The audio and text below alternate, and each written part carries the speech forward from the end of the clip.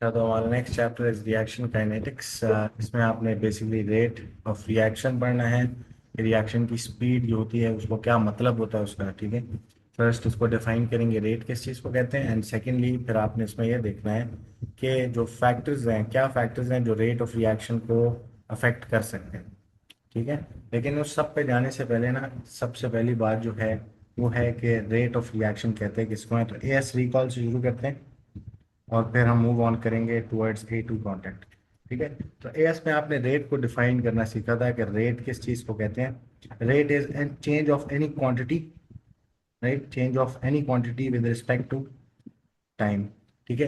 Chemistry में या chemistry में हम रेट को लेते हैं इन टर्म्स ऑफ रिएक्शंस, ठीक है। तो रिएक्शन में change of any reactants concentration या change of any products concentration with respect to time, दोनों को रेट के तौर पे लिया जा सकता है, ठीक है। तो हम इसको डिफाइन कर सकते हैं रेट ऑफ रिएक्शन को। Rate of reaction can be defined as the change in concentration of reactants और प्रोडक्ट्स, दोनों के हिसाब से, क्योंकि जितना डिक्रीज आता है रिएक्टेंट की कंसंट्रेशन में उतना प्रोडक्ट की कंसंट्रेशन में उस टाइम पे इंक्रीज आ रहा होता है। तो दोनों के हिसाब से हम दोनों में से एक कोई भी उठा के रेट ऑफ रिएक्शन बता सकते हैं। तो change in concentration of reactant और प्रोडक्ट विद रिस्पेक्ट टू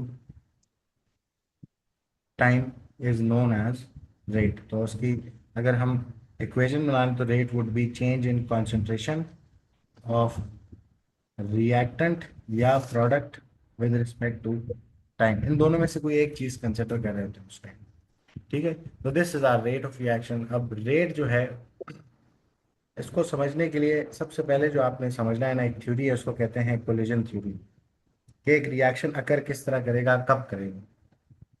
तो जो कोलिजन थ्योरी है ना, वो आप क्या कहती है, कोलिजन थ्योरी कहती है कि जो भी दो रिएक्टेंट्स होंगे जिन्होंने कोलाइड करना है एक दूसरे के साथ, ये दो तरीके से कोलाइड कर सकते हैं। For example reactant A and reactant B, दोनों का एक एक मॉलिक्यूल है मेरे पास, ये दोनों आपस में कोलाइड करने आ रहे हैं, ठीक है। तो इनमें दो किस्म की कोलिजन हो सकती है। This is the first postulate of collision theory. Collision theory कहती है कि reactants will collide with each other in order to form product, ठीक है। कोलिजन के बगैर रिएक्टेंट्स आपस में अगर कोलाइड नहीं कर रहे तो कोई प्रोडक्ट फॉर्म नहीं, ठीक है। तो कोलिजन सबसे पहला काम है कि कोलाइड होने चाहिए दो रिएक्टेंट्स। अब जब भी रिएक्टेंट्स कोलाइड होंगे तो वो दो तरीकों से कोलाइड होंगे आपस में, टू वेज में, ठीक है। तो two types of collisions can occur, two types of collisions can occur, जिसमें पहली कोलिजन जो है आपको याद होगा, इसको हमने पढ़ा था एज अफेक्टिव कोलिजन, या जिसको हम कहते हैं फ्रूटफुल कोलिजन, ठीक है। और दूसरी टाइप ऑफ कोलिजन जो इसमें है वो उसको हम कहते हैं इनअफेक्टिव कोलिजन, इनअफेक्टिव कोलिजन, ठीक है। अब अफेक्टिव कोलिजन क्या होती थी, अफेक्टिव कोलिजन होती थी कि जब दो रिएक्टेंट्स आपस में कोलाइड करें विद इनफ एनर्जी एंड वो क्या बना दें, वो प्रोडक्ट में कन्वर्ट हो, ठीक है।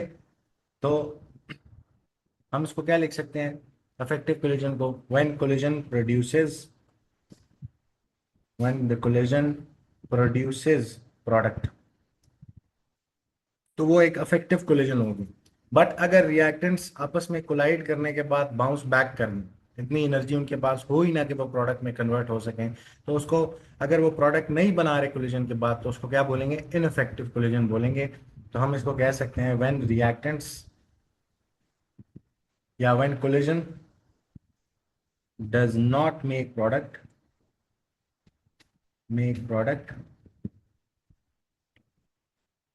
And reactants bounce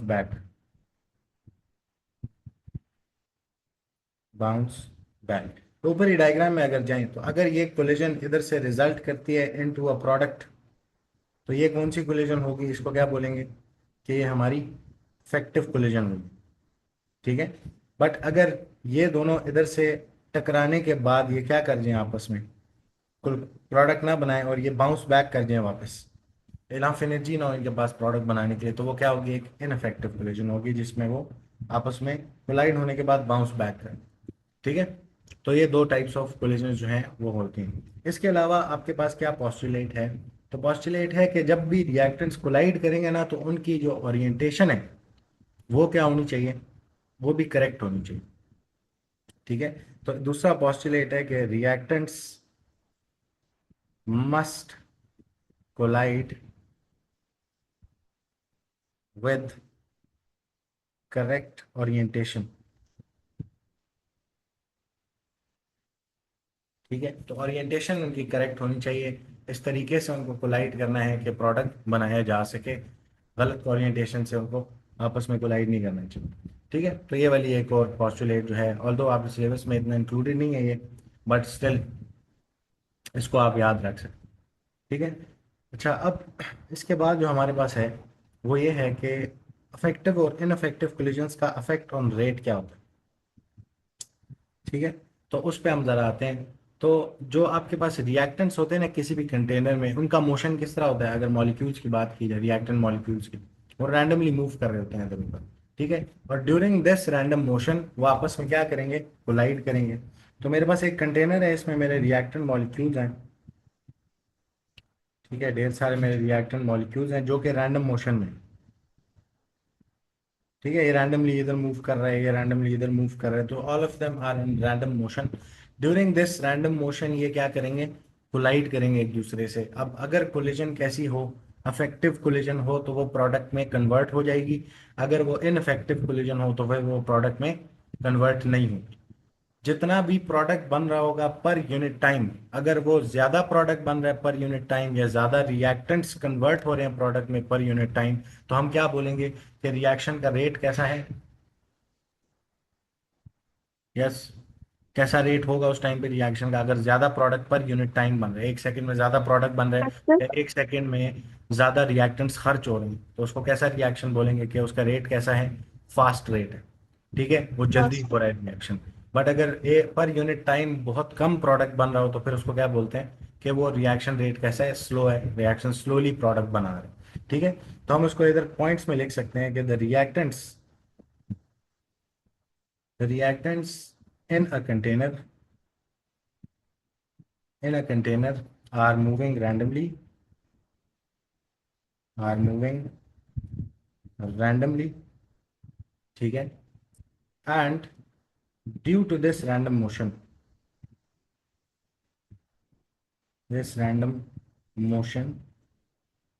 particles collide with each other, collide with each other. ठीक है, तो हमारे पास ये जो ग्रीन और वाइट रिएक्टेंट पार्टिकल्स हैं, ये आपस में क्या करेंगे? ड्यूरिंग रैंडम मोशन कोलाइड करेंगे। ठीक है, और इसकी वजह से दो किस्म की कोलिजन होगी। There will be or there can be two types of collisions. Two types of collisions, जिसमें पहली कोलिजन जो अगेन अफेक्टिव कोलिजन है, और दूसरी क्या है? Ineffective collision. Effective and ineffective collision. ठीक है, तो ये दो किस्म के कोलिजन जो हैं उस टाइम पे आपके पास टेक प्लेस कर रही हैं। अब सवाल ये है कि अगर अफेक्टिव कोलिजन ज्यादा होती हैं तो उससे क्या होता है? ज्यादा रिएक्टेंट खर्च होता है या ज्यादा प्रोडक्ट बनता है पर यूनिट टाइम? ऐसे है। अगर एक सेकंड में अफेक्टिव यस कोलिजन सर। ज्यादा हो रही है, इसका मतलब क्या है? ज्यादा रिएक्टेंट्स खर्च हो रहे हैं, ज्यादा प्रोडक्ट बन रही है उस टाइम पे, तो फिर रेट ऑफ रिएक्शन कैसा होता है? फास्टर होता है। ठीक है, क्योंकि ज्यादा प्रोडक्ट फर्स्ट। बन रहा है या ज्यादा रिएक्टेंट्स जो हैं वो खर्च हो रहे हैं उसी एक सेकंड के अंदर। ठीक है, बट अगर इनफेक्टिव कोलिजन ज्यादा हो जाएं, अफेक्टिव कोलिजन कम हो जाएं, तो इनफेक्टिव कोलिजन का मतलब है कि रिएक्टेंट प्रोडक्ट में कन्वर्ट नहीं हुआ। ठीक है, पर यूनिट टाइम लेस प्रोडक्ट बन रहा है पर यूनिट टाइम, तो इसका मतलब क्या है कि रेट ऑफ रिएक्शन क्या हो जाएगा? स्लो हो जाएगा। ठीक है, तो इसको हम इस तरह लिख सकते हैं, इधर ही इंक्लूड कर सकते हैं इस पॉइंट को, कि if the number of effective collisions effective collisions पर यूनिट टाइम, पर यूनिट टाइम का मतलब यहाँ पे आप ले सकते हो कि पर सेकेंड है, तो मैं इसको इस तरह कर लेता हूँ कि पर सेकेंड सॉरी, ताकि ज़रा आसान हो सके। पर सेकेंड आर ग्रेटर, ठीक है, are greater than number of ineffective collisions, क्योंकि एक टाइम पे दोनों कोलिजन्स हो रही होती हैं। हमें चाहिए कि इफेक्टिव कोलिजन्स ज़्यादा हों ताकि ज़्यादा प्रोडक्ट बने, जल्दी जल्दी बने पर सेकेंड। ठीक है, तो हमारे पास अगर if the number of effective collisions per second are greater than number of ineffective collisions, then more product is being formed per second, so rate of reaction will be what? Fast। ठीक है, rate of reaction क्या होगा? ज्यादा fast होगा। और ज्यादा product पर second बनने का मतलब क्या है? ज्यादा रिएक्टेंट भी खर्च हो रहा है पर सेकंड। ठीक है ना, तो सो रेट ऑफ रिएक्शन क्या होगा हमारा? फास्ट होगा। एंड वाइस वर्सा आप आगे लिख सकते हो कि अगर इनफेक्टिव कोलिजन ज्यादा हो जाए इफेक्टिव कोलिजन से पर सेकंड, तो फिर जो प्रोडक्ट पर सेकंड बन रहा होता है वो क्या होता है? लेस अमाउंट में बनता है, जिसकी वजह से हम क्या कहते हैं? रेट ऑफ रिएक्शन क्या होगा? स्लो होगा। एंड वाइस वर्सा लिखो इसको। क्लियर? तो ये हमारी यस सर। थ्योरी जो हमने एएस में पढ़ी थी ये वो थी। अब आगे आते हैं कि रेट के फैक्टर्स क्या थे जो आप एएस में पढ़ते थे। तो factors affecting rate of reaction, मैं पूरा डिटेल में नहीं कराऊंगा क्योंकि आपने ये एएस में पढ़ा है, बट जितनी ज़रूरत है बात उतनी हम कर सकते हैं। Factors affecting rate of reaction, इसमें सबसे पहला फैक्टर जो है that is of concentration of reactants. याद रहे, प्रोडक्ट की कॉन्सेंट्रेशन यहाँ पे कुछ भी नहीं करेगी, आपने रिएक्टेंट्स की कॉन्सेंट्रेशन को क्या करना है? चेंज करना है, क्योंकि रिएक्शन रिएक्टेंट्स ने शुरू करना होता है। ठीक है, तो कॉन्सेंट्रेशन ऑफ रिएक्टेंट्स की अगर बात करें, तो अगर मैं आपके पास एक जगह पे फॉर एग्जांपल एक कंटेनर ए है और ये मेरे पास कंटेनर बी है। ठीक है, कंटेनर ए में और कंटेनर बी में फ़र्क ये है कि कंटेनर ए में रिएक्टेंट के जो कॉन्सेंट्रेशन है, यानी अमाउंट जो है, वो काफ़ी ज़्यादा है। ठीक है, और कंटेनर बी में जो रिएक्टेंट्स हैं उनकी अमाउंट काफ़ी कम है। ठीक है, मैं बाकी दूसरे रिएक्टेंट्स भी बना लेता हूँ। ये green and white dots are reactants. तो मुझे बताओ कि अगर इधर रिएक्टेंट्स की अमाउंट ज़्यादा है तो ड्यूरिंग रैंडम मोशन क्या ज़्यादा चांसेस नहीं है कि ज़्यादा कोलिजन्स होंगी? ऐसे ही है ना, ज्यादा यस सर। कोलिजन होनी चाहिए। अगर अमाउंट ऑफ रिएक्टेंट उतना ही स्पेस के अंदर, उतने ही वॉल्यूम के अंदर अगर आपने ज्यादा रखा हुआ है, कॉन्सेंट्रेशन ऑफ रिएक्टेंट ज्यादा कर दी है, तो अगर अमाउंट ऑफ रिएक्टेंट ज्यादा है, कॉन्सेंट्रेशन ऑफ रिएक्टेंट ज्यादा है, तो क्या चांसेस हैं कि ज्यादा कोलिजन होनी चाहिए कंपेयर टू कंटेनर बी? ऐसे ही जहाँ पे रिएक्टेंट ही कम है, थोड़े से रिएक्टेंट पार्टिकल्स हैं, तो जब कॉन्सेंट्रेशन बढ़ाते हैं तो रिएक्टेंट पार्टिकल्स बढ़ जाते हैं। ठीक है, एंड ड्यूरिंग रैंडम मोशन जब ज्यादा रिएक्टेंट पार्टिकल्स होंगे तो फिर वो आपस में कोलिजन्स भी क्या करेंगे? नंबर ऑफ कोलिजन्स ज्यादा करेंगे। अगर नंबर ऑफ कोलिजन्स बढ़ जाती हैं तो फिर चांसेस है ना कि नंबर ऑफ अफेक्टिव कोलिजन्स भी बढ़ जाएंगी। Yes sir. ऐसे तो जब अफेक्टिव कोलिजन्स बढ़ जाएंगी तो रेट ऑफ रिएक्शन क्या हो जाना चाहिए? इंक्रीज। इंक्रीज हो जाना चाहिए। ठीक है, तो concentration of reactants is directly proportional to rate. क्यों? क्योंकि जब आप हाई कॉन्सेंट्रेशन यूज करोगे, लो वाले के लिए आप खुद भी लिख सकते हैं, जब हाई कॉन्सेंट्रेशन हम यूज करते हैं ऑफ रिएक्टेंट्स, तो उसकी वजह से हमारे पास मोर रिएक्टेंट पार्टिकल्स होते हैं। ऐसे मोर रिएक्टेंट पार्टिकल्स मूविंग रैंडमली, लिख लेते हैं चलो, मूविंग रैंडमली। तो जब ज्यादा रिएक्टेंट पार्टिकल्स होंगे तो फिर ज्यादा कोलिजन्स होनी चाहिए, मोर नंबर ऑफ कोलिजन्स, कोलिजन ज्यादा हो जाएंगे। जब कोलिजन ज्यादा हो जाएंगी तो फिर क्या चीज बढ़ जाएगी? नंबर ऑफ इफेक्टिव कोलिजन्स बढ़ जाएंगी। More collisions, number of effective collisions को मैं लिख रहा हूँ इंक्रीज। ठीक है, जब नंबर ऑफ इफेक्टिव कोलिजन्स बढ़ जाएंगी तो मुझे बताओ जरा कि ज्यादा प्रोडक्ट बनेगा पर यूनिट टाइम या लेस प्रोडक्ट बनेगा? ज्यादा बनेगा। Yes, more product is formed पर यूनिट टाइम। ठीक है, तो रेट ऑफ रिएक्शन क्या होगा? Rate of reaction will be fast. तो कंसंट्रेशन बढ़ाने से हमारा रेट ऑफ रिएक्शन भी क्या हो गया? बढ़ गया। ठीक है, रेट ऑफ रिएक्शन फास्ट हो गया। तो हमारे पास डायरेक्ट प्रोपोर्शनैलिटी बनती है कि नहीं दोनों के बीच में? बनती है। इसी तरह अगर लो कॉन्सेंट्रेशन हो तो रिएक्टेंट पार्टिकल्स जो होंगे वो लेस होंगे।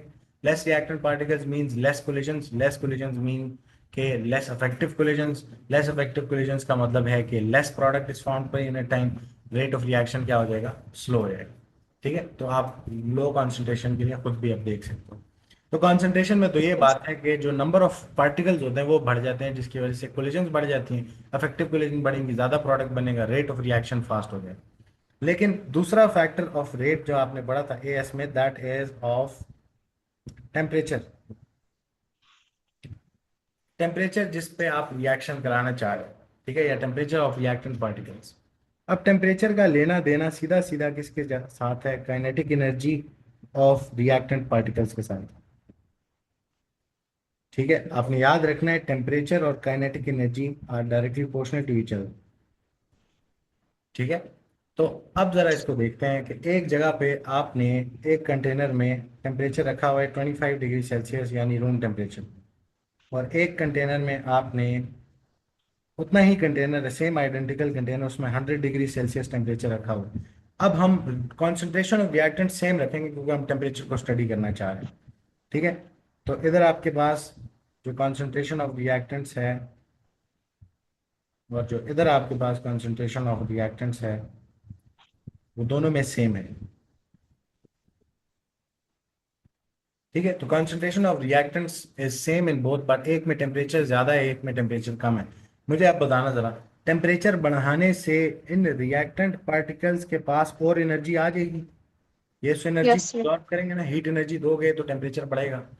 अब वो टेम्परेचर जी। कैसे बढ़ा है कि जो आपके पास रिएक्टेंट पार्टिकल्स उन्होंने उस हीट एनर्जी को एब्जॉर्ब किया है, वो उस हीट एनर्जी को एब्जॉर्ब करके अपनी क्या चीज बढ़ा देंगे? Kinetic kinetic energy. एनर्जी। तो यहाँ पे आपके पास जो रिएक्टेंट पार्टिकल्स हैं, अगर काइनेटिक एनर्जी बढ़ जाती है तो देखो ना, ½ mv²। अगर काइनेटिक एनर्जी बढ़ती है तो आप मुझे बताओ कि रिएक्टेंट्स की वेलोसिटी भी बढ़ जानी चाहिए, जिस वेलोसिटी से वो मूव कर रहे होंगे। Yes, yes sir. जिस स्पीड से वो रैंडम मोशन कर रहे होंगे वो बढ़ जाना चाहिए। तो यहाँ पे जी। स्लो रैंडम मोशन चल रहा है, जबकि जब आपने टेम्परेचर बढ़ाया तो बहुत तेजी से ये आगे पीछे क्या कर रहे हैं? रैंडमली मूव कर रहे हैं। जब वो ज्यादा जी। तेजी से मूव कर रहे होंगे तो फिर मुझे बताओ, एक फॉर एग्जांपल आप सब एक लाइन में या एक गाड़ियां जो हैं वो फॉर एग्जांपल आपके पास जब गुजर रही हैं, स्लो स्लो एक गाड़ियां आपस में गुजर रही हैं, ठीक है, गाड़ियां स्लो स्लो चल रही हैं, तो कोलिजन के चांसेस क्या होंगे? कम होंगे, ज्यादा होंगे? कम होंगे। कम होंगे। बट अगर सारे ही बहुत तेजी से जा रहे हैं तो कोलिजन के चांसेस क्या हो जाएंगे? ज्यादा हो जाएंगे। ज्यादा। किसी भी टाइम पे कोलिजन हो सकती है। तो उसी एग्जाम्पल को लेते हुए, जब आपने टेम्परेचर बढ़ा दिया ना, तो अब ये सारे पार्टिकल्स बहुत तेजी से मूव कर रहे हैं। तेजी से मूव करने के टाइम पे आपके पास, मुझे बताओ, अब कहाँ पे चांसेस ऑफ कोलिजन ज्यादा हैं, ए में या बी में? बी। बी में ज्यादा है। ठीक है, तो टेम्परेचर बढ़ाने से उनकी काइनेटिक एनर्जी इंक्रीज हुई है, जिसकी वजह से उनकी speed of random motion increase हो गई। अब ज्यादा तेजी से रैंडमली मूव कर रहे होंगे तो ज्यादा कोलिजन्स करेंगे। बाकी सारे पॉइंट्स वही हैं। आपने एंड किधर करना है? हमेशा नंबर ऑफ कोलिजन्स बढ़ गई है, नंबर ऑफ इफेक्टिव कोलिजन्स बढ़ गई है, प्रोडक्ट ज्यादा बन रहा है। ठीक है, हमेशा ये 3 points. Okay. But her factor का एक अपना तरीका है उसको बढ़ाने का। अच्छा, जी। तो हमारे पास जब हमने टेम्परेचर को इंक्रीज किया तो kinetic energy of reactant particles वो क्या करेगी? इंक्रीज होगी। जब काइनेटिक एनर्जी इंक्रीज होगी तो फास्टर रैंडम मोशन, और फास्टर रैंडम मोशन के बाद आपके पास जो चांसेस ऑफ कोलिजन्स हैं वो क्या कर जाते हैं? इंक्रीज हो जाते हैं। तो मोर नंबर ऑफ कोलिजन्स, एंड जब ज्यादा नंबर ऑफ कोलिजन्स होंगी तो मोर नंबर ऑफ अफेक्टिव कोलिजन्स। जब ज्यादा अफेक्टिव कोलिजन्स होंगी तो more product form. Will be formed पर यूनिट टाइम। पर यूनिट टाइम। और जब ज्यादा प्रोडक्ट फॉर्म होता है तो रेट ऑफ रिएक्शन क्या कर जाएगा, इंक्रीज इंक्रीज कर। इसी का ऑपोजिट लेके चलता हूँ। अगर मैं ए को अगर ए पे कमेंट करूं कंपेयरिंग इट टू बी, तो अगर आपने 100 डिग्री सेल्सियस से 25 डिग्री सेल्सियस कर दिया होता तो आपने कूल डाउन किया ना, ठीक है, तो आपने यस हीट सर। खींच ली है, आपने हीट निकाला है बाहर, ठीक है। तो हीट निकालने की वजह से आपके पास जो टेम्परेचर है वो डिक्रीज होने की वजह से रिएक्टेंट्स की काइनेटिक एनर्जी क्या हो जाएगी, डिक्रीज हो जाएगी। काइनेटिक एनर्जी डिक्रीज होगी है तो आपके पास जो रैंडम मोशन है वो क्या हो जाएगा, स्लो डाउन हो जाएगा। स्लो डाउन हो जाएगा जब रैंडम मोशन, तो फिर चांसेस ऑफ कोलिजन क्या हो जाएंगे, कम हो जाएंगे। जब चांसेस ऑफ कोलिजन ही कम है तो फिर अफेक्टिव कोलिजन क्या हो जाएंगी, कम हो जाएंगी, ठीक है। लेस प्रोडक्ट बनेगा पर unit time, rate of reaction क्या कर जाएगा, डिक्रीज कर, ठीक है, स्लो हो जाएगा रिएक्शन का रेट। क्लियर। यस। अच्छा, इसमें ना एक और भी बड़ा इंपॉर्टेंट पॉइंट है कि increasing the temperature increases increasing the temperature increases the energy of the reactant particles, which results in more reactant particles more reactant particles having energy। अब ये ज्यादा सीनियर आंसर है, हैविंग एनर्जी ग्रेटर देन और equal to activation energy.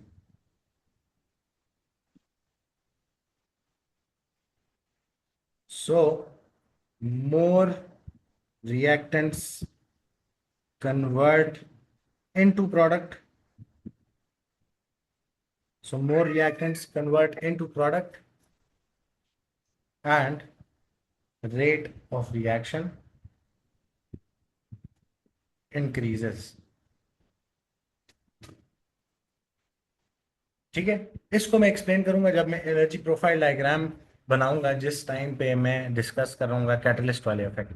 But for now आपने याद रखना है कि बेसिकली ये जो राइट हैंड साइड में हमने डिस्कशन लिखी है ना, कि टेम्परेचर जब इंक्रीज होगा तो kinetic energy of particles increase हो जाएगा, फास्टर रैंडम मोशन होगा, ज्यादा कोलिजन्स होंगी, ज्यादा इफेक्टिव कोलिजन होंगी, मोर प्रोडक्ट फॉर्म होगा पर यूनिट टाइम। बट आपने याद रखना है ये थोड़ा जूनियर आंसर। जो असल आंसर है ना वो ये है कि जब आप टेम्परेचर इंक्रीज करते हो तो वो जो रिएक्टेंट पार्टिकल्स हैं वो उनको एक्स्ट्रा एनर्जी मिलती है। और जब एक्स्ट्रा एनर्जी मिलती है ना, तो हर रिएक्टेंट ने एक बेंचमार्क ऑफ एनर्जी है जिसको पास करके प्रोडक्ट बनाना है। आपने एनर्जी प्रोफाइल डायग्राम्स देखी होंगी, ठीक है। यस जब सर। रिएक्टेंट ने एक प्रोडक्ट में कन्वर्ट होना है तो उसको एक एक्टिवेशन एनर्जी चाहिए होती है, which is the minimum energy required to form product, ठीक है ना। ये प्रोडक्ट में कन्वर्ट होने के लिए इस रिएक्टेंट के लिए ये आपकी एक्टिवेशन एनर्जी है।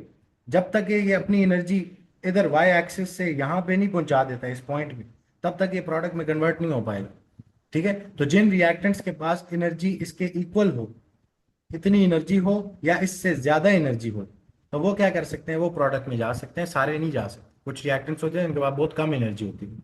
ये बोल्ट्जमैन डिस्ट्रीब्यूशन में हम उसको डिस्कस करेंगे तो वो और क्लियर होता जाएगा।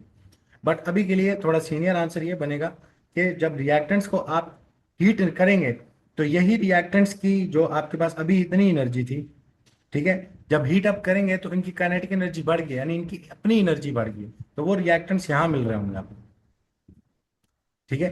रिएक्टेंट्स क्या हो जाएंगे, उनकी एनर्जी बढ़ जाएगी, तो ये एनर्जी प्रोफाइल डायग्राम थोड़ी ऊपर मूव कर गई, ठीक है। तो हमारे पास और कुछ रिएक्टेंट्स होंगे जिनकी एनर्जी और ज्यादा फ्रॉम एक्टिवेशन एनर्जी या उसके इक्वल हो जाएगी, जिसकी वजह से वो प्रोडक्ट में कन्वर्ट होना उनके लिए आसान हो। तो थोड़ा सा अभी के लिए इस आंसर को आप मेमोराइज कर लो, बाद में फिर जब हम इसको डिस्कस करेंगे, जब मैं एनर्जी प्रोफाइल डायग्राम पे आऊंगा, तो फिर वहां पे इसको डिटेल में लेंगे, ठीक है ना। तो यस। टेम्परेचर इंक्रीज करने से जो प्रोपोर्शन ऑफ रिएक्टेंट्स है जिनके पास कम एनर्जी थी एक्टिवेशन एनर्जी से, अब उनके पास इक्वल टू या ज्यादा हो गई है, ठीक है। तो वो प्रोपोर्शन ऑफ रिएक्शंस बढ़ गए जिसकी वजह से वो क्या कर सकते हैं, ज्यादा जल्दी प्रोडक्ट में कन्वर्ट हो सकते हैं, तो रेट ऑफ रिएक्शन जो है हमारे पास बढ़ जाता है। क्लियर हो गया टेम्परेचर वाला फैक्टर भी। जी जी। अगला फैक्टर है ऑफ सरफेस। प्रेशर। हम सरफेस एरिया पहले करेंगे क्योंकि प्रेशर के लिए हमें गैसियस फेज रिएक्शंस चाहिए होते हैं, ठीक है। तो हमारे पास ओके नेक्स्ट सर। फैक्टर है सरफेस एरिया ऑफ, अगेन किसको देखना है, रिएक्टेंट्स को, of reactants expose to each other, expose to each other. इसके लिए ना सिंपल सा एक हम मेटल प्लस एसिड का रिएक्शन ले लेते हैं कि अगर मैं मैग्नीशियम सॉलिड का रिएक्शन कराऊं HCl के एक्वस सोल्यूशन के साथ, तो दो तरीके हैं। या तो मैं एक बीकर में क्या कर लूं, मैं मैग्नीशियम का एक solid block of magnesium solid इसके अंदर रखूं, और ऊपर से मैं क्या डाल दूं इसमें, HCl का सोल्यूशन डाल, तो yes reaction will take place क्योंकि magnesium will react with HCl। ठीक है। बट दूसरा केस है, this is case number A. ठीक है। केस बी है कि अगर मैं HCl के सोल्यूशन में instead of a block of magnesium, magnesium को ग्राइंड करके उसका पाउडर डाल, ठीक है, तो ये मैग्नीशियम सॉलिड ही है बट पाउडर फॉर्म। तो एक तो ना आपने जब इसको ग्राइंड किया तो इसका सरफेस एरिया इंक्रीज हो गई। अब आधे बंदों को होता है बस अच्छा जी सरफेस एरिया इंक्रीज हो गया, रिएक्शन हो जाएगा, तेज हो जाएगा। क्यों हो जाएगा भाई? क्योंकि जब आपने HCl में मैग्नीशियम का ब्लॉक डाला था ना, तो विच मैग्नीशियम, देखो ये मैग्नीशियम का जो ब्लॉक है ना, इसके अंदर भी मैग्नीशियम मौजूद है, ऐसी है, सारा अंदर से भी फिल्ड है, बट ये अंदर वाला magnesium is not in contact with the HCl, only the magnesium on the surface, जो यहाँ पे सरफेस के ऊपर पड़ा हुआ है इधर। अच्छा पर इसको मैं किसी और तरीके से, हाँ ये जो सिर्फ सरफेस के ऊपर मैग्नीशियम है ना, अंदर नहीं, सरफेस के जो सिर्फ ऊपर है वो क्या कर सकता है, सिर्फ वो रिएक्शन कर सकता है यहाँ पे। ठीक है। बाकी जो मैग्नीशियम अंदर भरा हुआ है पूरे ब्लॉक के, वो अभी कांटेक्ट में आया ही नहीं HCl के साथ, तो वो रिएक्शन ही नहीं कर पाए। ठीक है। तो वो वेट करेगा जब मैं कांटेक्ट में आऊंगा, फिर मैं रिएक्शन करूंगा, फिर मैं प्रोडक्ट बनाऊंगा। जबकि जब आपने उसको पाउडर फॉर्म में कन्वर्ट कर दिया, तो ये जो सारा मैग्नीशियम है, अब जब ये पाउडर आपके पास अंदर आएगा मैग्नीशियम पाउडर, तो जितना मैग्नीशियम है सारा का सारा क्या कर रहा है इस टाइम पे, is in contact with HCl, right. तो कॉन्टैक्ट में Yes. HCl के साथ मैग्नीशियम का जो सॉलिड पाउडर है, तो वो क्या कर देगा, वो जो अंदर, इधर अंदर भरा हुआ मैग्नीशियम है जो रिएक्शन नहीं कर पा रहा, उस तरह का केस नहीं होगा, अब सारा मैग्नीशियम रिएक्ट कर पा रहा है। ठीक है, क्योंकि सारा मैग्नीशियम क्या है, in contact with HCl solution, तो वो क्या करेंगे, आपस में रिएक्शन शुरू कर देंगे। तो मुझे बताओ कि जब surface area of reactant is less, जो कॉन्टैक्ट में आ रहा है, तो फिर मुझे बताओ नंबर ऑफ कोलिजन्स क्या होंगी, कम होंगी। ठीक। Less. Less surface area in contact with the reactant है, सारा का सारा नहीं है, तो लेस कोलिजन हो रही है, लेस अफेक्टिव कोलिजन है, प्रोडक्ट क्या होगा, कम बनेगा पर unit time, rate reaction slow होगा। इसी तरह जब आपने उसको ग्राइंड करके सरफेस एरिया इंक्रीज कर दिया उसका, तो अब ये सारा सरफेस एरिया, ये सारा का सारा मैग्नीशियम पाउडर, ये सारा क्या कर सकता है, अब HCl के साथ कांटेक्ट में आएगा। जब ज्यादा HCl के साथ मैग्नीशियम के एटम्स कांटेक्ट में आ रहे हैं, तो फिर ज्यादा प्रोडक्ट बनना चाहिए, इफेक्टिव कोलिजन ज्यादा होंगी, नंबर ऑफ कोलिजन ज्यादा है तो इफेक्टिव कोलिजन ज्यादा है, इफेक्टिव कोलिजन ज्यादा है तो अब प्रोडक्ट ज्यादा बने। ठीक है ना।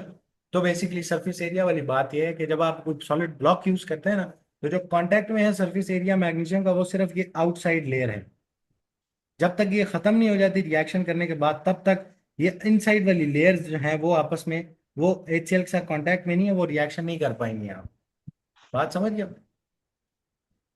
Yes, sir. ठीक है ना। तो हम क्या लिख सकते हैं इसको, हम लिख सकते हैं कि सरफेस एरिया इंक्रीज करने की बात करते हैं, when we increase the surface area, इसको मैं लिख रहा हूँ magnesium solid to magnesium powder, ये सरफेस एरिया इंक्रीज कर रहे हैं हमने इस तरह, इस तरीके से, then the when we increase the surface area, उसको हम लिख सकते हैं more reactant particles are now exposed to each other, so more number of collisions,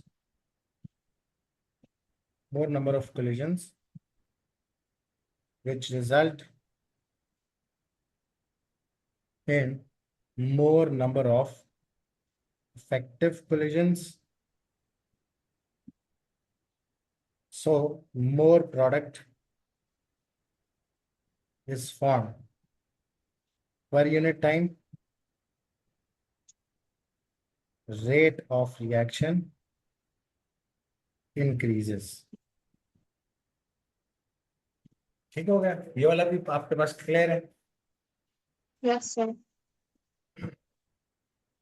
अब हम आते हैं फोर्थ फैक्टर जो रेट ऑफ रिएक्शन को अफेक्ट करता है, जिसको हम Pressure. कहते हैं प्रेशर। लेकिन प्रेशर के केस में आपने याद रखना है, प्रेशर सॉलिड्स एंड लिक्विड्स को कोई ज्यादा अफेक्ट नहीं कर सकता, क्योंकि उनका वॉल्यूम और ज्यादा इंक्रीज डिक्रीज नहीं हो सकता, बहुत माइन्यूटली इंक्रीज डिक्रीज होता है। प्रेशर का जो आपके पास इफेक्ट है ना, that is only for Gases. Gaseous phase reactions, gaseous phase reactions. ठीक है, तो अब प्रेशर से किस तरह रेट ऑफ रिएक्शन इंक्रीज या डिक्रीज होता है उसको देखते हैं। ये सिर्फ और सिर्फ गैसियस फेज रिएक्शंस है। ठीक है, तो हमारे पास अगर हम दो कंटेनर्स ले लें, दो सेम कंटेनर्स हैं, सिर्फ फर्क एक चीज का होगा, प्रेशर का।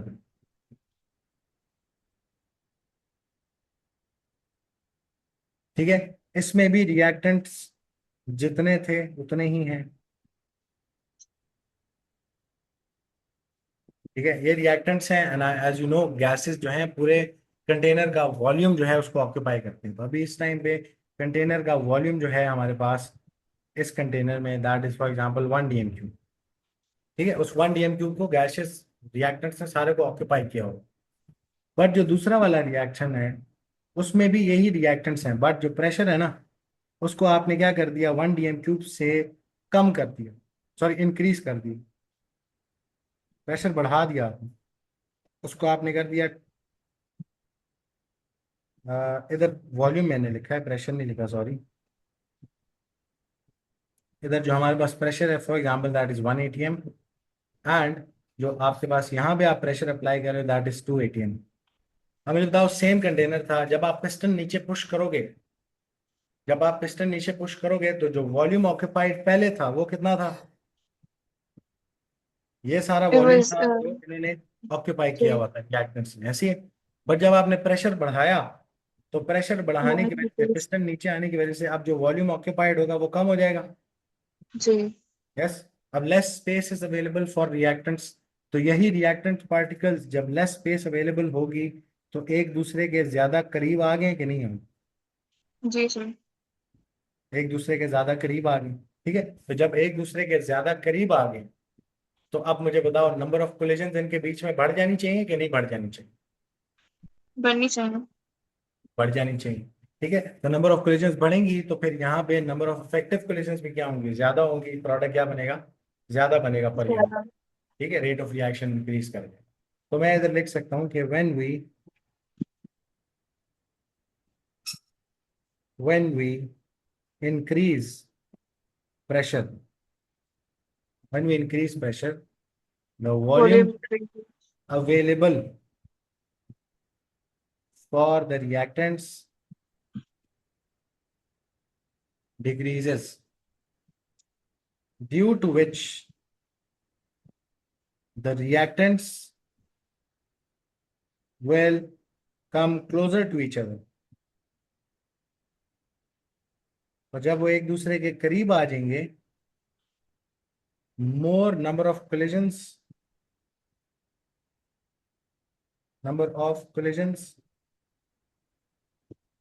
take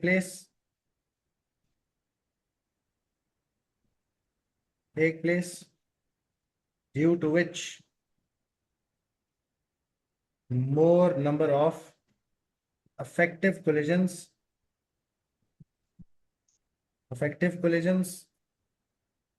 hence number of effective collisions, due to which, yeah, hence more product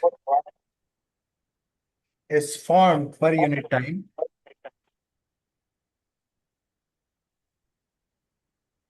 so rate of reaction increases। Clear होगी ये बात। जी सर. इसी तरह अगर हम फॉर एग्जांपल कंटेनर ए से बी में आ रहे होते, तो आपने प्रेशर को क्या कर दिया, डिक्रीज कर दिया। प्रेशर डिक्रीज करने का मतलब है पिस्टन ऊपर चला गया, ज्यादा वॉल्यूम अवेलेबल है, रिएक्टेंट्स एक दूसरे से ज्यादा फार पार्ट हो गए हैं, ज्यादा फार पार्ट हो गए हैं, तो रैंडम मोशन के दौरान उनकी कोलिजन्स कम होंगी। ज्यादा स्पेस अवेलेबल है अब उनके पास, तो कोलिजन्स कम होंगी। लेस कोलिजन्स मींस के less number of effective collisions होंगी। लेस इफेक्टिव कोलिजन्स मीन के आपके पास less product is form per unit time, rate of reaction will decrease. Clear? Yes sir. अब आते हैं लास्ट फैक्टर जो रेट ऑफ रिएक्शन को क्या करता है, अफेक्ट करता है, दैट इज कैटलिस्ट।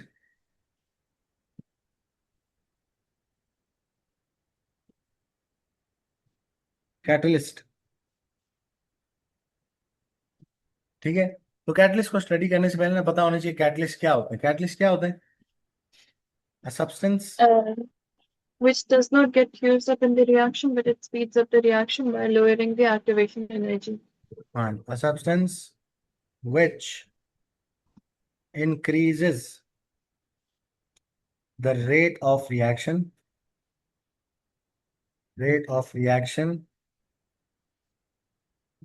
ठीक है। A substance which increases the rate of reaction by creating a new path with lower activation energy। Activation energy को लोअर नहीं करता है, एक नया पाथ बना के देता है जिसकी एक्टिवेशन एनर्जी क्या होती है, लोअर होती है। ठीक है। तो वो गलत हो हाँ। जाएगा अगर हम बोलेंगे कि पुरानी वाली एक्टिवेशन एनर्जी को कम कर देता है, ऐसा नहीं करता। एक नया रूट बना देता है जिसकी एक्टिवेशन एनर्जी कम होती है। ठीक है। तो a substance which increases the rate of reaction by creating a new path with lower activation energy, a catalyst, ये important point है, is not consumed in a reaction, and a reaction।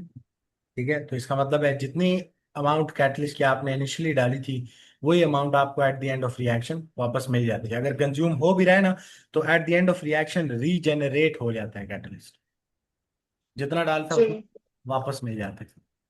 ठीक है। तो अब अगर हम आते हैं कि लोअर एक्टिवेशन एनर्जी वाले पाथ का मतलब क्या है, तो फॉर एग्जांपल आपके पास एक रिएक्शन है, ठीक है, A is going into B, but जो रिएक्शन है that is exothermic. Exothermic reaction है आपके पास, यानी इसकी डेल्टा एच कैसी है, नेगेटिव है। तो इसके लिए एनर्जी प्रोफाइल डायग्राम कैसी बनाएंगे, तो एनर्जी प्रोफाइल डायग्राम में, क्योंकि एक एक्सोथर्मिक रिएक्शन है, तो reactants have a lot of energy जो कि वो रिलीज करते हैं और फिर प्रोडक्ट बनाते हैं। तो रिएक्टेंट्स की एनर्जी ज्यादा होती है और प्रोडक्ट्स की एनर्जी कम होती है। ठीक है, क्योंकि रिएक्टेंट्स के पास बहुत ज्यादा एनर्जी थी, उन्होंने रिलीज किया उसको और फिर प्रोडक्ट बनाया, तो प्रोडक्ट लोअर एनर्जी का होगा। और रिएक्टेंट्स क्योंकि एनर्जी रिलीज करते हैं, उनके पास ज्यादा एनर्जी होगी। ठीक है। इसको हम कनेक्ट यस करते होते हैं विद दिस लाइन, जिसको हम अपने टर्म्स में बोलते हैं एनर्जी हम। सर। ये हमारी एनर्जी हम पे, जिससे हम इसको क्या करते हैं, कनेक्ट करते हैं। अब ये एक एक्सोथर्मिक रिएक्शन है, इसमें दो चीजें आपको लेबल करनी आनी चाहिए, जिसको क्या बोलते हैं, एक तो एक्टिवेशन एनर्जी और एक डेल्टा एच। जरा इन दोनों को देख लेते हैं। डेल्टा एच क्या होती है, एंथैल्पी चेंज, यानी overall energy change of a reaction. Enthalpy change को क्या बोलते हैं, it is the overall energy change of reaction while converting reactants into products। ठीक है, जब रिएक्टेंट्स प्रोडक्ट्स में कन्वर्ट होते हैं तो ओवरऑल एनर्जी चेंज आता है आपके पास, उसको हम एंथैल्पी चेंज बोलते हैं। ठीक है। और जो आपकी एक्टिवेशन एनर्जी है वो भी इधर लेबल करनी आनी चाहिए। तो एक्टिवेशन एनर्जी क्या होती है, minimum energy required to start a chemical reaction, या इसकी एक और डेफिनेशन भी लिखते हैं, स्टार्ट अ केमिकल रिएक्शन। या अभी के लिए क्योंकि हम रेट को पढ़ें, तो minimum energy needed for a reactant to convert into product. ठीक है, ये दोनों इसकी डेफिनेशन हो सकती है। तो अब आओ जरा यहाँ पे, तो एक्टिवेशन एनर्जी को कैसे लेबल करते हैं, तो इन दोनों के लिए आपने याद रखना है, दोनों के केस में ना हम रिएक्टेंट की लाइन से शुरू करते हैं और किस तरफ जाते हैं। डेल्टा एच के लिए रिएक्टेंट की लाइन से शुरू करना है, प्रोडक्ट की लाइन की तरफ जाना है। ठीक है, जबकि एक्टिवेशन एनर्जी में रिएक्टेंट लाइन से शुरू करते हैं, टॉप ऑफ एनर्जी हम्प पे जाते हैं, एनर्जी हम्प। तो आप एक्टिवेशन एनर्जी मार्क कर रहे होगे उस टाइम। ठीक है, तो reactant line to product line, ये जो एनर्जी चेंज है, this is our delta H. Y axis पे यहाँ पे हमारे पास एनर्जी होती है, और एक्स एक्सिस पे पाथ ऑफ रिएक्शन है कि रिएक्शन प्रोग्रेस किस तरह कर रहा है। तो रिएक्टेंट लाइन से लेके प्रोडक्ट लाइन तक आप क्या लेबल करते हो अपना, delta H, which is opposite to the Y axis. Y axis में ऊपर जाते हुए वैल्यूज पॉजिटिव हैं, तो नीचे आते हुए कैसी होगी, ऑपोजिट डायरेक्शन में नेगेटिव होगी। तो देख लो डेल्टा एच नेगेटिव आए। ठीक है, वाई एक्सिस पे ऊपर जाते हुए एनर्जी की पॉजिटिव वैल्यूज हैं। ठीक है, तो ऑपोजिट डायरेक्शन में कैसी होनी चाहिए, नेगेटिव एनर्जी होनी चाहिए। ठीक है, तो एक्सोथर्मिक रिएक्शन है, यहाँ से पता लग रहा है। और रिएक्टेंट की लाइन से लेके टॉप ऑफ एनर्जी हम तक, यहाँ से लेके टॉप ऑफ एनर्जी हम, ये क्या है हमारी एक्टिवेशन एनर्जी। यानी हर रिएक्टेंट को मिनिमम ये एनर्जी चाहिए, ताकि वो एक्टिवेशन एनर्जी के इक्वल या उससे अगर ज्यादा आ जाए उसके पास, तो वो प्रोडक्ट में कन्वर्ट हो जाए।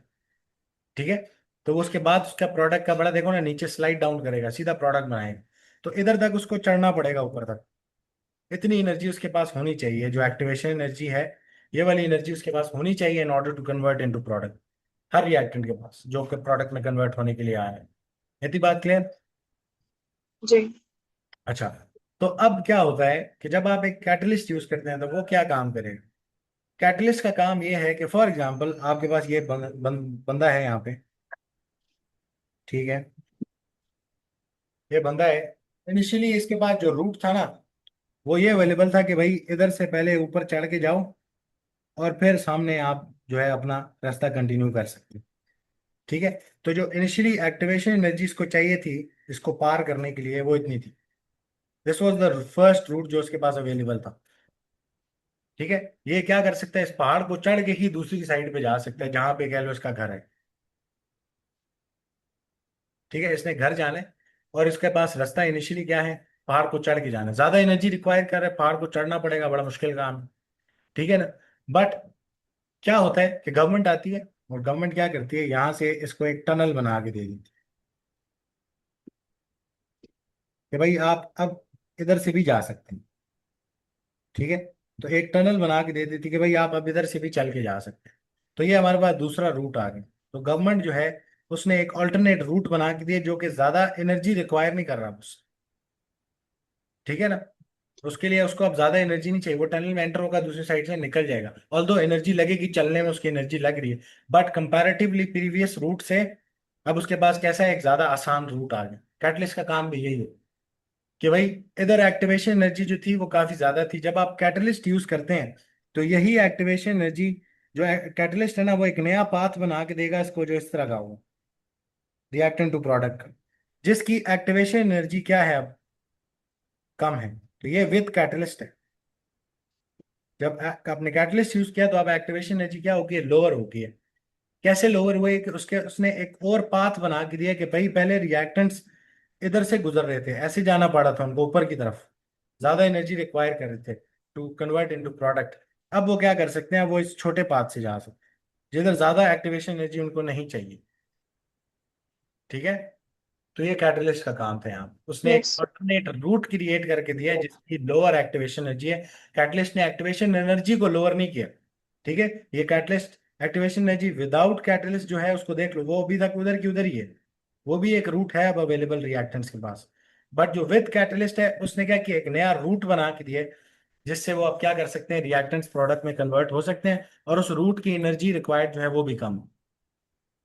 क्लियर होगी बात। यस। इसी तरह एक एंडोथर्मिक रिएक्शन हो तब भी यही सीन है। अगर रिएक्टेंट कन्वर्ट हो रहे होते हैं प्रोडक्ट में और ये डेल्टा एच इसकी पॉजिटिव होती, तो एक एंडोथर्मिक रिएक्शन होता है। एंडोथर्मिक के लिए एनर्जी प्रोफाइल डायग्राम कुछ इस तरह होती है कि रिएक्टेंट्स जो है ना, उनको प्रोडक्ट में कन्वर्ट करने के लिए क्या चाहिए होती है, एनर्जी एब्जॉर्ब करनी होती है। वो एनर्जी एब्जॉर्ब करके फिर एक प्रोडक्ट बनाते हैं, तो प्रोडक्ट की ऑब्वियसली हाई एनर्जी होगी। तो रिएक्टेंट्स की एनर्जी कम है, प्रोडक्ट की एनर्जी क्या है, लेस है। इन दोनों लाइंस को आप कनेक्ट करते हो विद एनर्जी हम, तो ये मैंने एनर्जी हम कनेक्ट कर दी। अब लेबल करते हैं डेल्टा एच। डेल्टा एच कहाँ से कहाँ तक? रिएक्टेंट की लाइन से लेके प्रोडक्ट की लाइन तक, ये क्या है? ऊपर ठीक है। और ये in the direction of the Y axis delta क्या एच है? पॉजिटिव। तो डेल्टा एच भी उसी डायरेक्शन में, तो पॉजिटिव ही होगी। ठीक है, तो यहाँ से नजर आ रहा है एंडोथर्मिक रिएक्शन। और एक्टिवेशन एनर्जी अगर देखें तो एक्टिवेशन एनर्जी रिएक्टेंट की लाइन से ऊपर एनर्जी हम तक जाती है। तो ऊपर एनर्जी हम तक अगर मैं ये लाइन बनाऊं यहाँ से लेके यहाँ तक, तो आप देख रहे हो एंडोथर्मिक के लिए एक्टिवेशन एनर्जी कितनी ज्यादा है। यस, एक्टिवेशन एनर्जी काफी ज्यादा है ना। रिएक्टेंट्स को काफी ज्यादा एनर्जी जो है उसको क्या करना पड़ेगा, पहले उधर तक पहुंचना पड़ेगा, फिर वो प्रोडक्ट में कन्वर्ट हो सकता है। अब जब आप कैटलिस्ट यूज करोगे तो वो क्या करेगा, क्या वो इसी को कम कर देगा? इसको नहीं कम करेगा, वो एक नया रूट बनाएगा कि भाई अब इधर से भी आप जा सकते हैं। समझ रहा मैं थोड़ा और इसको थोड़ा सा ऊपर कर लूँ। अब वो एक नया रूट बनाएगा कि भाई आप इधर से भी जा सकते हैं, कि पहले से अब आपको थोड़ी एक्टिवेशन एनर्जी चाहिए। ठीक है, यस समझ? सर। सॉरी, मैं इधर ही लेवल कर। अब पहले से कंपेयर करें तो अब एक्टिवेशन एनर्जी विद कैटलिस्ट जो है वो कम है। ठीक है, तो अब रिएक्टेंट्स के पास एक और रूट उसने बना के दिया जिसकी लोअर एक्टिवेशन एनर्जी है, जिसके थ्रू आप वो प्रोडक्ट में कन्वर्ट हो सकते। क्लियर होगी इतनी बात? तो ये कैटलिस्ट का काम है कि वो एक ऑल्टरनेट पाथ बना के देता है जिसका एक्टिवेशन एनर्जी क्या होती है, लोअर होती है। वो प्रीवियस एक्टिवेशन एनर्जी को लोअर नहीं करता। ठीक होगी बात इतनी? Yes sir. तो ये हमारा जो था एएस का, कह लो कि तकरीबन 80% of the portion of as है। इसके बाद हमारे पास आती है लास्ट पोर्शन जो कि है एएस के रिकॉल से, और वो है Maxwell Boltzmann Boltzmann curve. Distribution curve. Yes, Maxwell Maxwell Boltzmann distribution curve या मैक्सवेल बोल्ट्जमैन कर्व। ठीक है, अब ये कर्व आपको क्या बताती है? बताती है कि यार कोई भी सैंपल ऑफ मॉलिक्यूल्स अगर आपके पास होगा ना, रिएक्टेंट मॉलिक्यूल्स, तो उसमें आपके पास जो नंबर ऑफ मॉलिक्यूल्स हैं वो हम अगर एक्स एक्सिस पे रखें, sorry, yes, energy on the X axis है, एंड जो नंबर ऑफ मॉलिक्यूल्स हैं वो ऑन द वाई एक्सिस। ठीक है, energy on the X axis and number of molecules on the Y axis आपको। अब मैक्सवेल डिस्ट्रीब्यूशन कर्व जो है ना, उसकी शेप एक थोड़ी सी बेल लाइक शेप होती है, बट आगे से वो एक्सटेंडेड होती है। तो इस तरह की एक शेप है। पहले समझेंगे कि इसका मतलब क्या है। यहाँ पे इस तरह की एक आपके पास कर्व आती है। ठीक है, अब ये क्या कहती है कि यार फॉर इंस्टेंस आपके पास कोई भी रिएक्टेंट का सैंपल है। ठीक है, जो रिएक्टेंट सैंपल है ना, इसमें कोई डिस्ट्रीब्यूशन ऑफ एनर्जी होती है। फॉर एग्जांपल ये मेरा रिएक्टेंट है। ठीक है, इसमें एक पोर्शन ऑफ रिएक्टेंट्स ऐसा होगा जिसके पास एनर्जी बहुत ज्यादा होगी। ठीक है, कुछ पोर्शन ऑफ द रिएक्टेंट्स ऐसा होगा जिनकी एनर्जी बहुत ज्यादा कम होगी, और काफी ज्यादा ऐसे होंगे रिएक्टेंट पार्टिकल्स जिनकी एनर्जी मीडियोकर होगी, मीडियम होगी। ठीक है, तो उस एनर्जी ऑफ रिएक्टेंट्स के जो पार्टिकल्स हैं उनको डिस्ट्रीब्यूशन कर्व में दिखाने के लिए उसने एक कर्व बनाई। उसने कहा कि यार देखो, यहाँ पे ये जो energy on the X axis है ना, तो यहाँ पे ये जो बिल्कुल on the left side of the, इसको मैं कलर चेंज करता हूँ so, यहाँ पे बिल्कुल ये जो लेफ्ट साइड पे पोर्शन आ रहा है ना, इस जगह पे ये कौन से रिएक्टेंट्स हैं? ये रिएक्टेंट्स हैं जिनकी देखो ना, एक्स एक्सिस पे एनर्जी क्या है, विद वेरी लो एनर्जी। तो ये तो प्रोडक्ट में कन्वर्ट नहीं होंगे ना। जी। ठीक है, अच्छा, फिर वो कहता है कि यार जो आपके पास, अच्छा, किसी भी रिएक्शन में रिएक्टेंट पार्टिकल्स को अगर प्रोडक्ट में कन्वर्ट होना है तो उनको मिनिमम एनर्जी जो रिक्वायर्ड होती है वो क्या होती है, एक्टिवेशन एनर्जी। तो इसी एक्सिस पे ना वो एक्टिवेशन एनर्जी को भी लेबल करता है कि यार ये यहाँ पे ना एक्टिवेशन एनर्जी है, फॉर एग्जांपल ये मैग्नीट्यूड है जो एक्टिवेशन एनर्जी की चाहिए। अब सिर्फ वो पार्टिकल्स जिनके पास इसके इक्वल या इससे ज्यादा एनर्जी है वो सिर्फ किस में कन्वर्ट होंगे, प्रोडक्ट में, उसके अलावा कोई नहीं होगा कन्वर्ट। ठीक है, बाकी सारे ऐसे ही बैठे रहेंगे जब तक उनको और एनर्जी नहीं मिल जाती कहीं से। सिर्फ वो रिएक्टेंट्स, इधर लिख भी लेते हैं, only the reactant particles with energy greater than या equal to activation energy will form product। ठीक है, क्योंकि एक्टिवेशन एनर्जी क्या थी, minimum energy required for a reactant particle to convert into product. ठीक है, तो अगर किसी के पास इक्वल टू या ग्रेटर देन एक्टिवेशन एनर्जी है, सिर्फ वो पार्टिकल्स क्या कर सकते हैं, प्रोडक्ट बना सकते हैं। तो उसमें वो कहता है कि डिस्ट्रीब्यूशन कर्व में कि यार इधर ना सिर्फ थोड़े से पार्टिकल्स ऐसे हैं जो इनकी एनर्जी इक्वल टू या ग्रेटर देन एक्टिवेशन एनर्जी है, तो ये आपके पास, इनको हम बोलते हैं reactants with very high energy. So basically, it's like E greater than equal to EA, ना? हाँ जी, energy of reactant greater than या इक्वल टू एक्टिवेशन एनर्जी जब हो, तो वो रिएक्टेंट सिर्फ कन्वर्ट होते हैं इनटू प्रोडक्ट। ठीक है, ये वो प्रोपोर्शन ऑफ रिएक्टेंट्स है इस कर्व में जिनकी एनर्जी इस टाइम पे ग्रेटर देन या इक्वल टू एक्टिवेशन एनर्जी आ रही है, तो ये किस में कन्वर्ट होंगे, प्रोडक्ट में, which is a very small amount of reactants, ऐसी है। Yes, और sir. ये जो बाकी बीच में है, ये जो बीच में आ रहे हैं इनको भी डिफरेंट कलर से करते हैं, इसको मैं ऐसे कर लेता हूँ। ये जो बीच में रिएक्टेंट्स आ रहे हैं, ये सारे इस पोर्शन से इस पोर्शन तक, ये जो एरिया अंडर ग्राफ है, ये आपको वो रिएक्टेंट्स हैं, ये रिएक्टेंट्स विद मीडियम एनर्जी। ठीक है, इन्होंने प्रोडक्ट में सिर्फ तब कन्वर्ट होना है जब इनको थोड़ी सी और एनर्जी मिल जाए, तो ये फिर उस सेक्शन में दाखिल हो जाएंगे जिनके पास एनर्जी ग्रेटर देन या इक्वल टू एक्टिवेशन एनर्जी होती है, तो ये प्रोडक्ट बना लेंगे। बट अभी इस टाइम पे मेजॉरिटी के पास कैसी एनर्जी होती है, मीडियम एनर्जी। थोड़ा सा पोर्शन ऐसा होता है जिनके पास बहुत ही लो एनर्जी वाले रिएक्टेंट्स होते हैं वो, और कुछ पोर्शन इनिशियली ऐसा होता है जिसके पास काफी ज्यादा एनर्जी होती है जो कि ग्रेटर देन या इक्वल टू एक्टिवेशन एनर्जी होती है, तो वो प्रोडक्ट बनाते हैं। ठीक है, तो ओनली ये जो आपके पास इस साइड पे मौजूद है, ये क्या बना सकते हैं, फॉर्म प्रोडक्ट। ठीक है ना, इतनी बात क्लियर है। तो ये हमारी Yes, sir. Natural distribution curve है। अब इसका ना कुछ एक इफेक्ट आपने देखना है कि इफेक्ट ऑफ टेम्परेचर इस पे क्या होता है। अब वो टेम्परेचर में जो हमने एक इसकी सीनियर डिस्क्रिप्शन लिखी थी, वो यहाँ पे आपको समझ आ गई। ठीक है, इफेक्ट ऑफ टेम्परेचर आपके पास ऑन द कर्व क्या होगा, तो आप देखेंगे कि सबसे पहली बात ना, आपने इसको किस तरह ट्रीट करना है, तो आपने इसको ट्रीट करना है एज अ थ्रेड, कि ये जो कर्व है ना, दिस इज अ थ्रेड। ठीक है, आपने एक थ्रेड इस तरह रखी हुई है।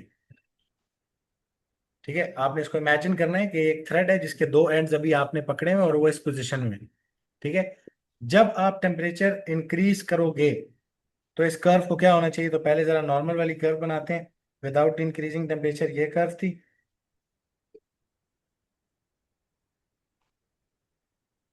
सब ये कर्व थी without increasing the temperature and activation energy यहाँ पे थी। ठीक है, अच्छा, अब आपने इमेजिन करना है कि ये दो एंड्स हैं इसके और ये एक थ्रेड है। ठीक है, जब आप टेम्परेचर इंक्रीज करेंगे तो आप मुझे बताओ कि जो रिएक्टेंट्स जिनकी मीडियम एनर्जी थी, ये वाले रिएक्टेंट्स की बात कर रहा हूँ, जब आप टेम्परेचर इंक्रीज करोगे तो क्या इनके पास और एनर्जी आएगी, No, sir. आएगी ना, काइनेटिक एनर्जी बढ़ती है ना रिएक्टेंट्स की। I give. हाँ, और एनर्जी आ Because रही है ना। EA shifts towards the left. Yes, तो वो क्या करेंगे, जो रिएक्टेंट्स यहाँ पड़े थे इनको जब और एनर्जी मिलेगी, ये किस पोर्शन में दाखिल हो जाएंगे, राइट साइड पे, ऐसी है। और यहाँ पे मीडियम एनर्जी वाले EA जो वाला portion. पार्टिकल्स थे, मीडियम एनर्जी वाले, क्योंकि अब उनमें से कुछ ऐसे पार्टिकल्स हैं जिनके पास एनर्जी ज्यादा होगी, वो आगे दाखिल हो गए, तो ये एरिया अंडर ग्राफ क्या हो जाना चाहिए, कम हो जाना चाहिए ना। अब कम ऐसे पार्टिकल्स हो जाएंगे पहले से कंपेयर्ड जिनके पास एनर्जी जो थी वो मीडियम एनर्जी वाले थे। ऐसे मीडियम एनर्जी वाले पार्टिकल्स कम हो जाएंगे, और जो राइट हैंड साइड है जहां पे reactants with energy greater than equal to activation energy, वो क्या हो जाएगा, पोर्शन ज्यादा हो जाएगा ना जब आप टेम्परेचर बढ़ाओगे। Yes, sir. क्योंकि अब मीडियम में से कुछ रिएक्टेंट मॉलिक्यूल्स, कुछ नंबर ऑफ मॉलिक्यूल्स यहाँ पे दाखिल हो गए, तो यहाँ से वो निकल गए बाहर, तो ये वाला पोर्शन कम हो जाएगा। तो आपके पास क्या होगा, अगर राइट हैंड साइड ज्यादा बड़ी हो गई है और ये मीडियम एनर्जी वाले कम हो गए हैं, तो एक तो कर्व ने नीचे शिफ्ट खाना है, ठीक है, और थोड़ा सा उसने क्या करना है, राइट जाना है। ठीक है, नीचे शिफ्ट खाना है और राइट जाना है। अब देखो, प्रीवियसली जो पार्टिकल्स प्रोडक्ट में कन्वर्ट हो सकते थे वो सिर्फ ये वाला एरिया अंडर ग्राफ था, जब टेम्परेचर की बात नहीं थी। ठीक है, और जो मीडियोकर एनर्जी वाले थे वो इधर थे। जब आपने टेम्परेचर बढ़ाया है तो अब एरिया अंडर ग्राफ देखो, यहाँ पे नंबर ऑफ मॉलिक्यूल्स जो हैं जिनके पास energy greater than equal to activation energy, वो बढ़ गए ना। इंक्रीज हो गया। यस, इंक्रीज हो गए, तो आप ज्यादा नंबर ऑफ पार्टिकल्स प्रोडक्ट बना सकते हैं, ज्यादा प्रोडक्ट बनेगा पर यूनिट टाइम। तो फिर हमारे पास रेट ऑफ रिएक्शन क्या कर जाएगा, बढ़ जाएगा। ठीक है, तो इंक्रीज। अफेक्ट ऑफ टेम्परेचर, सबसे पहला इंक्रीजिंग टेम्परेचर। इंक्रीज करने से टेम्परेचर क्या होता है आपके पास, शिफ्ट होगा, आपकी जो कर्व है that will shift down and towards the right, right. Down and right चली जाएगी शिफ्ट होगी। क्लियर होगी थी बात यस सर। प्रीवियस से, ठीक हो गया। अच्छा, इसी तरह अब एक और चीज बात आपने याद रखनी है कि टेम्परेचर क्या इस एक्टिवेशन एनर्जी को चेंज करेगा, क्या वो इसको अफेक्ट करता है? टेम्परेचर। टेम्परेचर नहीं कर सकता, टेम्परेचर का कोई रोल नहीं है चेंजिंग एक्टिवेशन एनर्जी। ठीक है, एक्टिवेशन एनर्जी उतनी ही रहेगी। हाँ, जो रिएक्टेंट्स जिनके पास अब एनर्जी इक्वल टू या ग्रेटर देन एक्टिवेशन एनर्जी है, वो मॉलिक्यूल्स बढ़ गए हैं, वो प्रोपोर्शन बढ़ गया रिएक्टेंट्स का जिनके पास एनर्जी ग्रेटर देन या इक्वल टू एक्टिवेशन एनर्जी है। तो अब ज्यादा रिएक्टेंट्स कन्वर्ट हो रहे हैं, बट एक्टिवेशन एनर्जी जितनी पहले थी वाई एक्सिस पे, सॉरी एक्स एक्सिस पे, अभी भी उतनी ही है। ठीक है, तो एक नोट लिख लो क्योंकि इसमें कंफ्यूज हो गए यस सर। कि activation energy will not be affected by temperature, only by catalyst. ठीक है, सिर्फ कैटलिस्ट इसको क्या कर सकता है, इसको कम कर सकता है नया पाथ बना के। ठीक हो गया। अच्छा, इसी तरह अगर आप दूसरा फैक्टर देखें जिसमें हम टेम्परेचर को क्या कर रहे हैं, डिक्रीज कर रहे हैं। तो अगेन हम मैक्सवेल बोल्ट्जमैन कर्व सिंपल वाली बनाते हैं पहले। ये कर्व थी जी। ठीक है, यहाँ पे एक्टिवेशन एनर्जी थी। तो चलो मैं एक्टिवेशन एनर्जी थोड़ा पीछे मूव करता हूँ, यहाँ पे कर लेते हैं। ये एक्टिवेशन एनर्जी थी फॉर द रिएक्शन।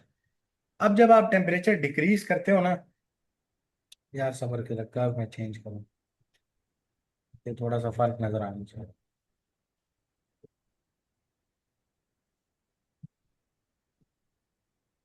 ये कर्व थी हमारी, और यहाँ पे है हमारी activation energy on the X axis, energy on the X axis and number of molecules या particles on the Y axis. ठीक है, अब जब आप टेम्परेचर डिक्रीज करते हो ना, तो टेम्परेचर डिक्रीज करने से पार्टिकल्स की एनर्जी क्या हो जाती है, और ज्यादा कम हो जाती है। कम हो जाती है।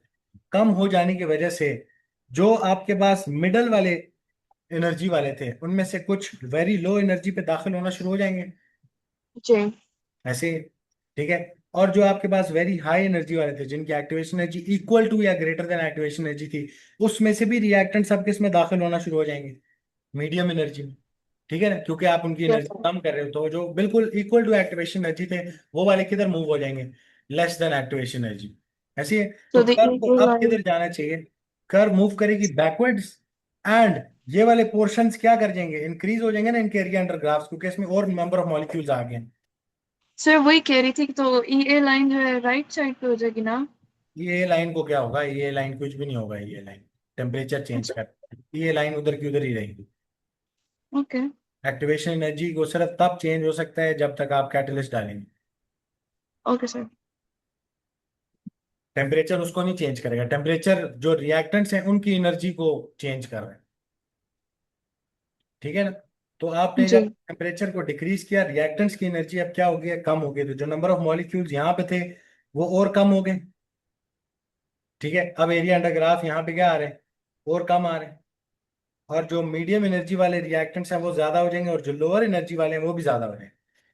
तो कर्व की शेप कुछ इस तरह हो, थोड़ी सी मैंने,